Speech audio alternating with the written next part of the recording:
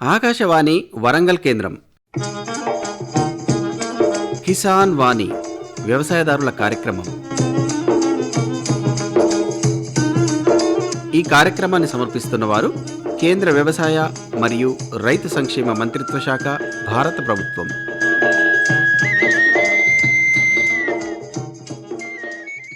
ఈనాటి కిసాన్ వాణి వ్యవసాయదారుల కార్యక్రమంలో గొర్రెల్లో నీలినాలుక వ్యాధి లక్షణాలు, నివారణ చర్యలు ఈ అంశంపై మహబూబాబాద్ జిల్లా దంతాలపల్లి మండలం పెద్దముప్పారం గ్రామ ప్రాథమిక పశువైద్య కేంద్రం veterinary assistant surgeon doctor K Vinod గారితో పరిచయ కార్యక్రమం ఉంటుంది.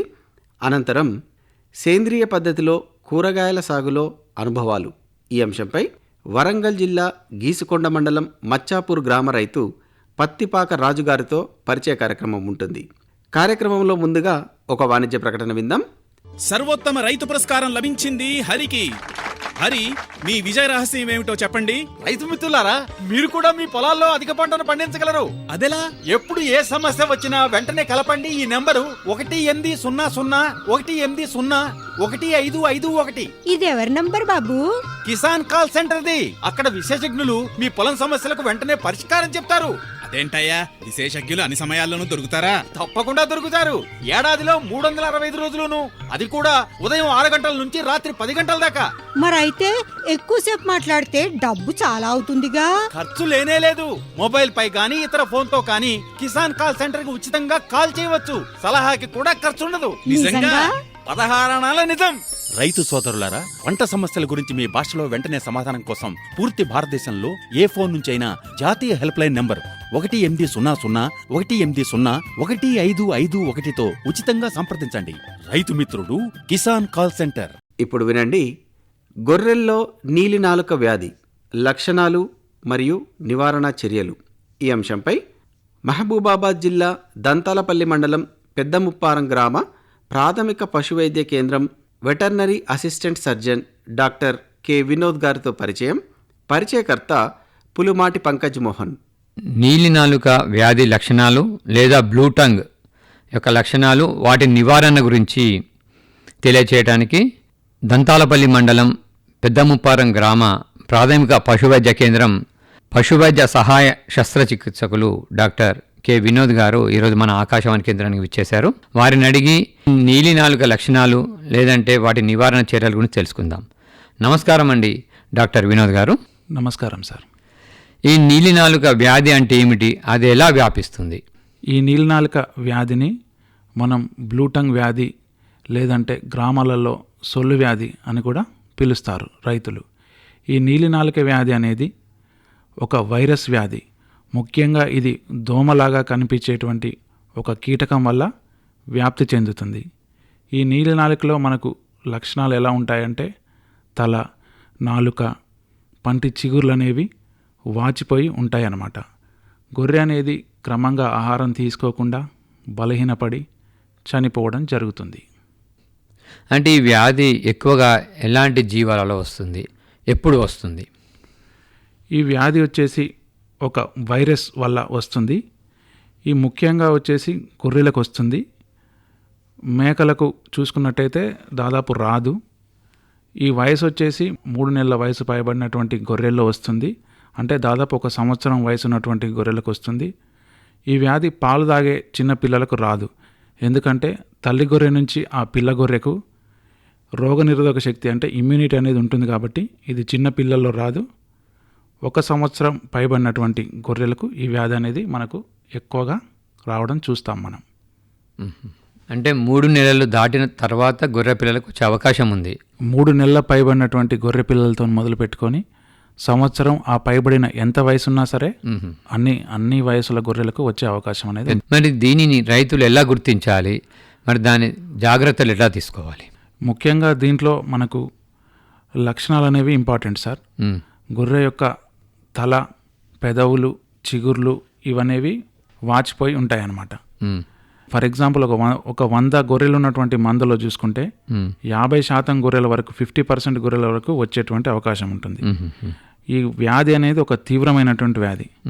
ఒకవేళ వస్తే 50% గొర్రెల వరకు, అంటే 50% గొర్రెలకు వచ్చిందంటే ఒక 50 గొర్రెలకు వస్తే అందులో 50% అంటే ఒక 25 గొర్రెల వరకు కూడా తీవ్ర వ్యాధి బారిన పడి మృత్యువాత చెందే అవకాశం ఉంటుందన్నమాట.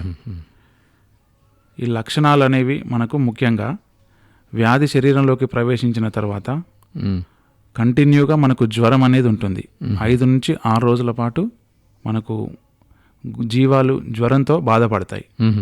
అదేవిధంగా నోట్లోంచి ముక్కులోంచి చీమిడి లేదంటే లాలాజలం ఈ విధంగా కారే అవకాశాలు ఉంటాయి. నాలుక, పెదాలు, చిగుర్లు అనేవి వాపును కలిగి ఉంటాయి. ఈ వాపును కలిగి ఉండడమే కాకుండా క్రమంగా ఆ నాలుక, పెదాలు, చిగుర్ల భాగంలో పుండ్లు ఏర్పడి అక్కడ ఉన్నటువంటి కణజాలం అనేది ఊడిపోతుంది అన్నమాట. దానివల్ల ఆ జీవం అనేది గడ్డి మేత మేయలేదు, క్రమంగా బలహీనపడి ఆ ఆహారం తీసుకోకపోవడం వల్ల చనిపోయే అవకాశం కూడా ఉంటుందన్నమాట. అదేవిధంగా ఆ ముక్కు పై భాగం అంటే ముట్టె భాగంలో వెంట్రుకలు ఊడిపోయి ఆ గొర్రె యొక్క తలకాయ భాగం అనేది ఎండిపోయినట్టు, కండ్ల దగ్గర కూడా ఉబ్బి ఇట్లా కాలిపోయినట్టు కనిపిస్తుంది. ఈ గాయాలు నోట్లో ఉండడం వల్ల ఆ నోట్లో ఉన్నటువంటి నాలుక భాగానికి ఆక్సిజన్ సరిగా అందకుండా అది బ్లూ కలర్లోకి అంటే నీలి రంగులోకి మారిపోతుంది. కాబట్టి గొర్రె యొక్క నాలుక చూడడానికి నీలం రంగులో కనిపిస్తుంది. కాబట్టే ఈ వ్యాధిని నీలి నాలుక వ్యాధి, అదే ఇంగ్లీష్లో బ్లూ టంగ్ వ్యాధి అని పిలుస్తాం.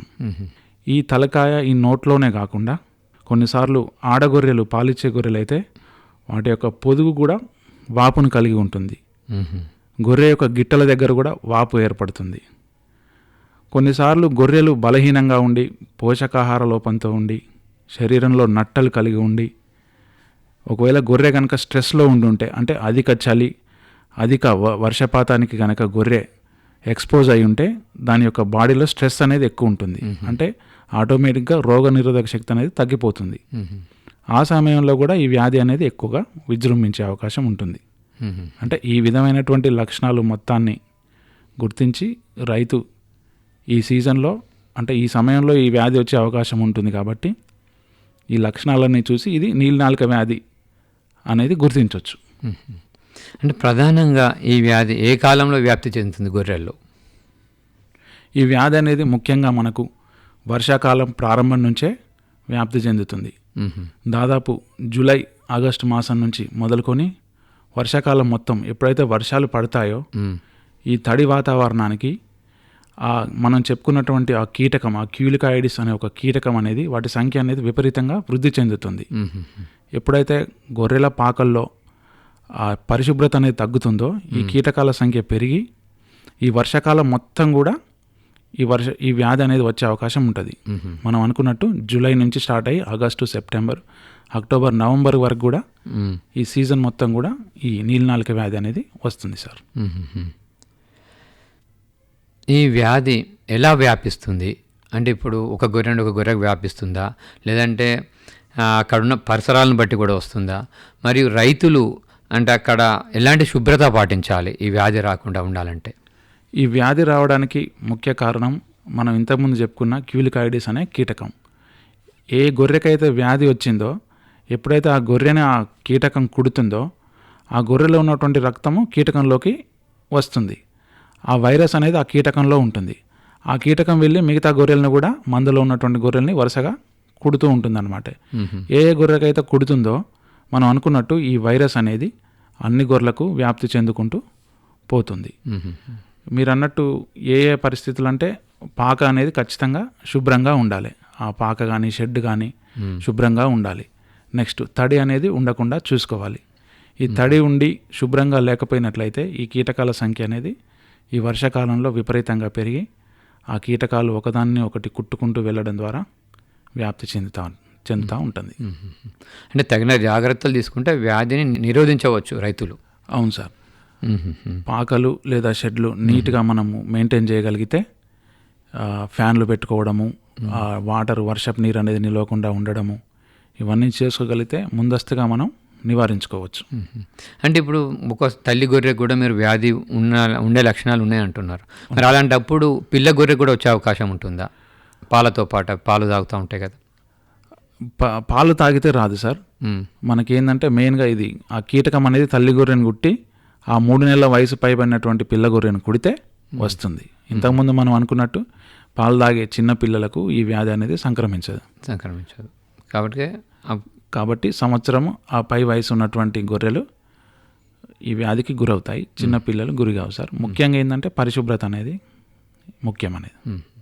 అంటే ఈ వ్యాధి సోకిన గొర్రెలను ఈ మంద నుండి అంటే వేరు చేసి ఉంచాలా, అందులో ఉంచవచ్చా? అవును సార్, ఈ నివారణ మార్గాలలో అది ఒక ముఖ్యమైన భాగం. బయట నుంచి వచ్చిన గొర్రెల్ని మనము వెంటనే మందలో కలపకుండా ఒక మినిమం ఒక 3 వారాల పాటు బయట ఉంచాలి. ఒకవేళ ఆ గొర్రెకు వ్యాధి ఉంటే ఆ వ్యాధి లక్షణాలు బయటపడతాయి. దానికి చికిత్స చేసుకున్న తర్వాతనే, వ్యాధి తగ్గిన తర్వాతనే గొర్రెని తీసుకొచ్చి కొత్త వాటిలలో కలపాలి. రెండోది మీరు అన్నట్టు ఒక వ్యాధి ఉన్న గొర్రెను ఖచ్చితంగా వెంటనే మంద నుంచి వేరు చేసి సపరేట్గా పెట్టాలి. దానివల్ల ఆరోగ్యంగా ఉన్నటువంటి గొర్రెలకు ఈ వ్యాధి అనేది వ్యాపించడం తగ్గుతుంది. మరి వ్యాధి సోకిన గొర్రెలను మరి ఎలా చికిత్స చేసుకోవాలి రైతులు? అంటే డాక్టర్ దగ్గర తీసుకెళ్ళాలా, వాళ్ళ పాకలోనే వారు చికిత్స చేసుకోవచ్చా వాటికి? మనం ఇంతకుముందు చెప్పుకున్నట్టు ఆ గొర్రెలో లక్షణాలు, ఆ మూతి వాయడము, చిగుర్లు, నాలుక వాయడము, తల ఉబ్బి ఉండడము, నోట్లోంచి ముక్కులోంచి ఈ వజరు అనేది కారడము, ఇవన్నీ ఉన్న వెంటనే మనకు పశువైద్యాధికారిని సంప్రదించాలి. సంప్రదించినప్పుడు ఏం చేస్తారంటే, ఇది వైరస్ వ్యాధి కాబట్టి దీనికి ఒక నిర్దిష్టమైనటువంటి చికిత్స అనేది ఉండదు సార్. ఆ గొర్రెలో ఉన్నటువంటి లక్షణాలను బట్టి చికిత్స చేయడం జరుగుతుంది. ఈ నోట్లో ఈ పుండ్లు ఉండడం వల్ల బ్యాక్టీరియా ఇన్ఫెక్షన్ వచ్చేటువంటి అవకాశం ఉంటుంది. కాబట్టి యాంటీబయాటిక్స్ వాడతాం. మనం ఇంతకుముందు అనుకున్నట్టు గొర్రెకి విపరీతమైనటువంటి జ్వరం వస్తుంది, 5 నుంచి 7 రోజుల పాటు జ్వరం అనేది తగ్గకుండా ఉంటుంది. ఆ జ్వరం తగ్గడానికి యాంటీపైరెటిక్ అంటే మనం పారాసెటమాల్ టైప్లో వాటికి ఉంటాయి, యాంటీపైరెటిక్ మందులు వాడతాము. అదేవిధంగా మీరు అన్నట్టు వ్యాధి వచ్చిన జీవాన్ని ఆరోగ్యమైనటువంటి జీవాల నుంచి దూరంగా ఉంచాలి. అదేవిధంగా ఈ జీవాలని ఎండలో ఉంచకూడదు సార్. వ్యాధి వచ్చిన జీవాలని ఎండలో ఉంచితే ఏమవుతుందంటే వైరస్ అనేది కొంత ఎక్కువగా వ్యాప్తి చెందే అవకాశం ఉంటుంది. కాబట్టి ఆ గొర్రెని సపరేట్ చేసి ఒక నీడ ఉన్న ప్రాంతంలో పెట్టాలి. ఇది చల్లని ప్రదేశంలో ఉంచాలి వాటిని, చల్లటి ప్రదేశంలో ఉంచాలి, వేడి ప్రదేశంలో ఉంచకూడదు. అవును సార్, అలాంటి జాగ్రత్తలు తీసుకుంటే తొందరగా నయమయ్యే అవకాశం ఉంటుంది అంటారు. అవును సార్, ఈ చికిత్సలు తీసుకోవాలి. మరి ఈ వ్యాధి సోకినప్పుడు గొర్రెలు చనిపోయే అవకాశాలు ఎక్కువగా ఉంటాయా? ఈ వ్యాధి అనేది ఒక తీవ్రమైన వ్యాధి సార్. మనం ఇంతకుముందు చెప్పుకున్నట్టు నోటిలో మొత్తం వాపు అనేది వస్తుంది, పెదవులు, నాలుక, చిగుర్లు. ఈ వ్యాధిలో ఈ వాపు అనేది వచ్చినప్పుడు ఆ వాపు అనేది పెరిగి పుండ్లుగా మారుతుంది. ఎప్పుడైతే గొర్రె నోట్లో పుండ్లు పడ్డాయో అది గడ్డి తీసుకోవడం అనేది ఆపేస్తుంది. మెయిన్గా ఇందులో చనిపోయే కారణం ఏంటిదంటే నీరసించిపోయి ఆహారం తీసుకోకపోవడం వల్ల, ఆ గడ్డి మేయకపోవడం వల్లనే చనిపోతాయి. కాబట్టి రైతులు ఏం చేయాలంటే దానికి గంజి కానీ, జావ కానీ, 1 లేదా 2 అరటి పండ్లు కానీ పెట్టి దాన్ని కొంత నీరసపడిపోకుండా చూసుకోవాలి. చనిపోయే అవకాశాలు ఎక్కువ ఉంటాయి సార్. వెంటనే చికిత్స చేసి ముందుగానే రెస్పాండ్ అయ్యి జ్వరం వచ్చినప్పుడు వెంటనే కంట్రోల్ చేసుకొని చికిత్స అనేది స్టార్ట్ చేస్తే బతికే అవకాశాలు ఎక్కువ ఉంటాయి. కానీ సీవియర్గా ఒకవేళ తీవ్రత కనుక ఎక్కువ ఉంటే మాత్రం చనిపోయే అవకాశాలు ఎక్కువ ఉంటాయి. కాబట్టి ఎప్పుడైతే గొర్రె తినడం బంద్ చేసి జ్వరం ఎప్పుడైతే వస్తుందో రైతులు వెంటనే గుర్తించి చికిత్స స్టార్ట్ చేయాలి సార్. అంటే ఆహారం అనేది ద్రవ రూపంలో ఇవ్వాలి. ద్రవ రూపంలో ఇవ్వాలి. జొన్న గటక, గంజి, జావా, అరటి పండ్లు ఇవన్నీ మనం ఇవ్వచ్చు సార్ గొర్రెకి కొంత శక్తిని ఇవ్వడానికి, నీరసించిపోకుండా. అంటే మరి వ్యాధి ఎంత సివియర్గా ఉంటుంది అంటున్నారు కదా, దీనికి టీకాలు ఉన్నాయా? టీకాలు ఎప్పుడు వేస్తారు వీటికి, గొర్రెలకు? ఇది వైరస్ వ్యాధి సార్. దీనికి టీకాలు అందుబాటులో ఉండడం జరిగింది. మన ప్రభుత్వం కూడా టీకాలు వేసే కార్యక్రమాన్ని ఆగస్టు 4వ తారీఖు నుంచి 14వ తారీఖు వరకు చేయడం జరిగింది. ఇంకా ఎవరైనా వేసుకొని వారు ఉంటే స్థానిక పశువైద్యాధికారి యొక్క సలహాని తీసుకొని టీకాలు అనేది వేయాల్సి ఉంటుంది సార్. ఈ టీకా వచ్చేసి మనం చెప్పుకున్నట్టు చిన్న పిల్లల్లో కాకుండా 3 నెలల పైబడినటువంటి గొర్రెల్లో మనం వేసుకోవాల్సి ఉంటుంది. మొదటి డోసు వేసుకున్న తర్వాత 1 నెల తర్వాత బూస్టర్ డోస్ అనేది వేసుకోవాలి. తర్వాత సంవత్సరానికి ఒకసారి ఇయర్లీ వ్యాక్సిన్ అనేది కంటిన్యూ చేసుకోవాలి. వ్యాక్సిన్ వేస్తే ఈ వ్యాధి అనేది మనం ముందస్తుగానే నివారించుకోవచ్చు. కాబట్టి రైతులు prevention is better than cure అంటే ముందస్తు నివారణ అనేది ముఖ్యం. కాబట్టి ముందస్తు వ్యాక్సిన్ వేసుకుంటే వ్యాధిని మనం నివారించవచ్చు. ఈ ప్రాథమిక పశువైద్య కేంద్రాల్లో గొర్రెలకు కానీ లేకుంటే అంటే బర్రెలకు కానీ వాటికి వ్యాక్సిన్స్ అందుబాటులో ఉంటాయా? వాళ్ళకి అంటే ఏ సమయంలో ఏ వ్యాక్సిన్ ఇస్తూ ఉంటారు? అదే క్యాలెండర్ ఉందా దానికి ఏమన్నా? మనకు ప్రతి సంవత్సరం ప్రతి జాతికి అంటే పశువులకి కానీ గొర్రెలు మేకలకు కానీ ఈవెన్ పందులకు కూడా మనకు వ్యాక్సిన్స్ అనేది ప్రాథమిక పశు వైద్య కేంద్రాల్లో అందుబాటులో ఉన్నాయి సార్. ఇప్పుడు మనకి పశువులకు వచ్చేసి ముఖ్యంగా గాలికుంటి వ్యాధి టీకాలు ఇవి సంవత్సరానికి 2 సార్లు మనం 6 నెలలకు ఒకసారి వేయడం జరుగుతుంది. ఇది కేంద్ర ప్రభుత్వ పథకం కింద వేయడం జరుగుతుంది. రెండవది దొమ్మ మరియు హెచ్ఎస్ అంటే దొమ్మ వ్యాధి అనేది ఉంటుంది సార్. దానికి కూడా మనకు పశువులకు టీకాలు అందుబాటులో ఉండడం జరిగింది. అవి పశువులకు సార్.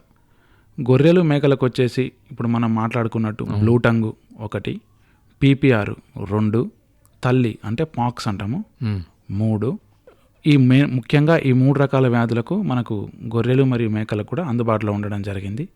అదేవిధంగా పందులకు క్లాసికల్ స్వైన్ ఫీవర్ అనేది ఒక వ్యాధి, వాటికి కూడా పందులకు కూడా ప్రభుత్వం ఉచిత టీకాలు అనేది అందించడం జరుగుతుంది. రైతులందరూ కూడా వినియోగించుకోగలరు. ఇంతవరకు గొర్రెలలో నీలినాలుక వ్యాధి లేదా బ్లూ టంగ్ వ్యాధి లక్షణాలు మరియు నివారణ చర్యల గురించి దంతాలపల్లి మండలం పెద్దముప్పారం ప్రాథమిక పశువైద్య కేంద్రం పశువైద్య సహాయ శస్త్రచికిత్సకులు డాక్టర్ కె. వినోద్ గారు చాలా చక్కగా తెలియజేశారు. ధన్యవాదాలండి. Thank you sir. ఇంతవరకు మీరు గొర్రెల్లో నీలి నాలుక వ్యాధి లక్షణాలు మరియు నివారణ చర్యలు ఈ అంశంపై మహబూబాబాద్ జిల్లా దంతాలపల్లి మండలం పెద్దముప్పారం గ్రామ ప్రాథమిక పశువైద్య కేంద్రం veterinary assistant surgeon doctor K. Vinod గారితో పరిచయ కార్యక్రమం విన్నారు. పరిచయకర్త పులుమాటి పంకజ్ మోహన్. శ్రోతలు కిసాన్ వాణి వ్యవసాయదారుల కార్యక్రమం వింటున్నారు. కార్యక్రమంలో మరొక వాణిజ్య ప్రకటన విందాం. ప్రధానమంత్రి కిసాన్ సమ్మాన్ నిధి ఈ పథకం కింద 2 హెక్టార్ల వరకు పొలం కలిగిన రైతుల కుటుంబాలకు ఏడాదికి 6,000 రూపాయలు చెల్లించడం జరుగుతుంది. అది అర్హత గల రైతులకు 2,000 రూపాయల చొప్పున 3 వాయిదాల్లో నేరుగా వారి ఖాతాల్లో జమ చేయబడుతుంది. ఈ సన్న చిన్నకారు రైతుల కుటుంబాలను రాష్ట్ర ప్రభుత్వాలు ఎంపిక చేస్తున్నాయి. ఈ పథకం యొక్క పూర్తి ఖర్చును భారత ప్రభుత్వం భరిస్తోంది. ప్రధానమంత్రి కిసాన్ సమ్మాన్ నిధి రైతుల వ్యవసాయానికి సరికొత్త గౌరవం. వ్యవసాయ మరియు రైతు సంక్షేమ మంత్రిత్వ శాఖ భారత ప్రభుత్వం ద్వారా జనహితార్థం జారీ. ఇప్పుడు వినండి సేంద్రియ పద్ధతిలో కూరగాయల సాగులో అనుభవాలు ఈ అంశంపై వరంగల్ జిల్లా గీసుకొండ మండలం మచ్చాపూర్ గ్రామ రైతు పత్తిపాక రాజు గారితో పరిచయం. పరిచయకర్త పులుమాటి పంకజ్ మోహన్. నమస్కారం అండి, పత్తిపాక రాజు గారు. నమస్తే సార్. మీరు ఈ మచ్చాపూర్ గ్రామంలో సేంద్రియ పద్ధతి వ్యవసాయం చేస్తూ ఉన్నారు కదా? అవును సార్. ఏ రకాల పంటలు ఎక్కువగా పండిస్తూ ఉంటారు? సార్ పత్తి, మొక్కజొన్న, కూరగాయ సార్, వరి అంతే సార్. అంటే కూరగాయలు కూడా సేంద్రియ పద్ధతిలో పండిస్తూ ఉంటారు? పండిస్తారు. ఏమేమి కూరగాయలు పండిస్తారు ఎక్కువగా మీరు? వంకాయ, కాకర, బీర, సోర, దొండ చేను, టమాటా, ఇలా ఒక 5-6 రకాలు పండిస్తారు సార్. ఇప్పుడు వంకాయ తీసుకుందాం. వంకాయని ఎప్పుడు సాగు చేస్తారు మీరు? అంటే దుక్కిని ఎట్లా చేసుకుంటారు ఆ వంకాయ పంట? దుక్కిన సార్ ఇది ఆర్గానిక్ ఎరువులు ఈ పోషకాలు కానీ దుక్కి చేసుకుంటప్పుడు చల్లుకొని దుక్కి దున్నించుకుంటారు సార్. చల్లుకొని దుక్కినే చల్లుకుంటారు. ఇవి చల్లుకొని మొక్కను నాటుకుంటారు. కూరగా ఏ పంట కానీ మొక్కను నాటుకొని చేసుకుంటే అప్పటి వరకు ఇస్తారు సార్. ఇది ఎంబడే ఇచ్చేది కదా ఆర్గానిక్ అనేది. అట్లా చాలా భూమిలో కరిగి కొద్ది బలం ఇస్తూ ఉంటాయి. మొక్క పోయారు 1 మంత్ పడుతుంది సార్. కాబట్టి ఖాళీ దుక్కినే వేసుకుంటారు తెలిసిన వాళ్ళు. తెలియని వాళ్ళు అప్పుడప్పుడు వేసుకొని పని చేయలేదు అంటారు దాన్ని. అంటే కాబట్టి 1 నెల ముందు వేసుకుని తర్వాత విత్తుకుంటే మంచి పోషకాలు అంది మొక్క బలంగా ఉంటుంది. పోషకాలు ఆర్గానిక్ అన్ని సమతుల్య వేస్తాను. అట్లా బాగుంటుంది సార్. దిగుబడి తిన్న ఫుడ్ కూడా మనకు ఎఫెక్ట్ కాదు, హెల్త్ ప్రాబ్లమ్స్ రావు సార్. సాయిల్ కూడా బాగుంటుంది, భూసారం పెరుగుతుంది. ఏం కూరగాయలు పండిస్తున్నారు ఇప్పుడు ప్రస్తుతం మీరు? ప్రస్తుతం ఇప్పుడు టమాటాగా ఉన్న సోర, దొండ. సొరకాయ ఎప్పుడు వేసారు మీరు? దొండ సోరకాయ 2 మంత్స్ అవుతుంది సార్. 2 మంత్స్ అవుతుంది. ఎకరానికి ఎంత విత్తనం పడుతుంది సొరకాయ? ఎకరానికి 15 ప్యాకెట్లు పడుతుంది సార్. 15 ప్యాకెట్లు, 50 గ్రాముల ప్యాకెట్లు 15 పడతాయి.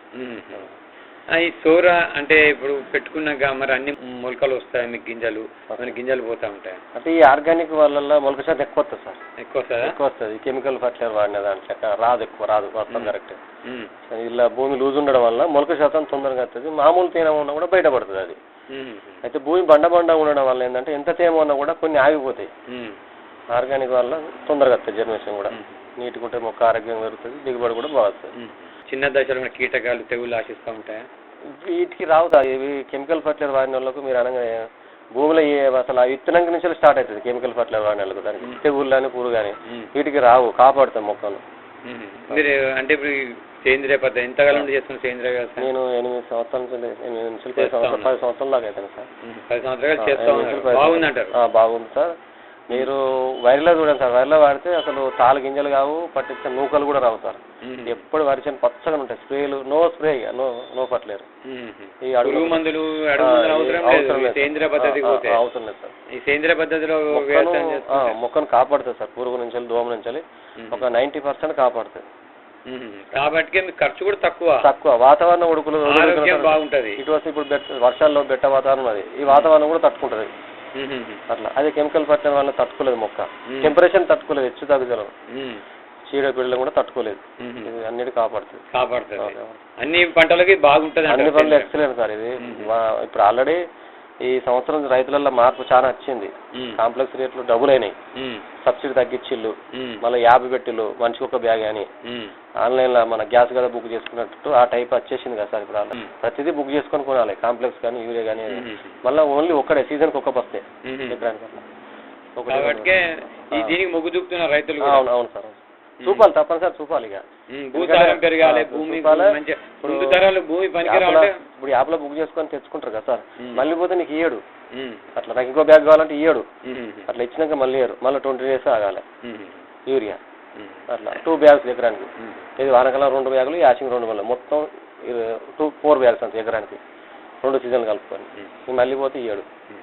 కాబట్టి ఈ సేంద్రియ పద్ధతిలో భూసారం పెరిగి ముందు తరాలకు భూమి బలంగా ఉంటుంది అంట. అవును సార్, అంతే సార్. ఇప్పుడు ఈ సొరకాయలో మీరు కలుపు నివారణ ఎట్లా చేసుకుంటా ఉంటారు? కలుపు నివారణ సార్, ఇప్పుడు ఇవి ఖాళీ దుక్కిలో సార్ ఆర్గానిక్ ఎరువులు, వేపపిండి, ఆమ్దపిండి, కానగపిండి, ఈ బ్యాక్టీరియల్ బ్యాగు ఖాళీ బీల్లో చల్లుకొని మనం ఫల్టర్ కొట్టుకుంటే అది ఏం చేస్తుందంటే చెత్త చెదారాన్ని, గడ్డిని మురుగగొట్టి ఎరువు తయారు చేస్తుంది. కాబట్టి గడ్డి కూడా ఎక్కువ పడదిల్లో. ఇవి వాడిన వల్ల దాంట్లో పోతాన గడ్డి మొలవది, దాన్ని చంపేస్తుంది అన్నట్టు ఖాళీ బీల్లో మనం. అట్లా పుల్లింపజేపి ఎరువు తయారు చేస్తుంది సార్ చెత్త చెదరాన్ని కూడా. భూమిలో నెల ముందు దుక్కి దున్ని తడి పెట్టి చేసుకోవాలి. వర్షం పడుతుంది కదా సార్, ఏదైనా ఒకటి మామూలుగా 1 month ముందు, పంట ఏక ముందు మనం దుక్కి పూతం చేసుకుంటప్పుడు వేపపిండి, ఆమ్దపిండి, కానగపిండి, ఈ బ్యాక్టీరియాలు ఉంటాయి సార్. ఆ బ్యాక్టీరియా ఒక 8 రకాల బ్యాగ్ కలిపి ఉంటాయి, అన్ని కలిపి. ఎకరానికి 2 బ్యాగులు వేసుకోవాలి సార్. ఒక 40 కిలోల బ్యాగు 1500 సార్. 1500 2 తీసుకోవాలి, 3000 అయితే సార్. కంప్లీట్ నీకు గడ్డి, చెత్త చెదారం అన్నిటినీ ఎరువు తయారు చేస్తుంది అది. భూమిలో ఉన్న గడ్డి ఉంటుంది సార్, గడ్డి మన చెత్త చెదారని మన ఇప్పుడు మొక్క ఉన్నది వరి కొయ్యాలి కాల పెడతారు కదా సార్, కాల పెట్టద్దు. ఇది చల్లుకొని పలట కొడితే దాన్ని కూడా ఇది ఎరువు తయారు చేస్తుంది, భూమి బలాన్ని ఇస్తుంది అట్లా. అట్లా దానివల్ల ఏమైతుందంటే గడ్డి కూడా మొలవది, 80% కాపాడుతుంది, బలాన్ని ఇస్తుంది, నీకు కలుపుకూలు. ఎందుకంటే దాన్ని మురుగ కొడుతుంది కదా సార్, మురుగు వచ్చిన దాని సంతాన్ని డెవలప్ చేసుకోదు గడ్డి అట్లా. కాబట్టి ఈ విధంగా వాడుకోవాలంటారు. అవును సార్. అంటే ఒక 3000 ఖర్చు పెడితే భూసారం పెరుగుతుంది, గడ్డి కూడా రాదు. గడ్డిని కూడా అది మురుగ కొట్టి ఎరువు తయారు చేస్తుంది లోపల చెత్తనంతా.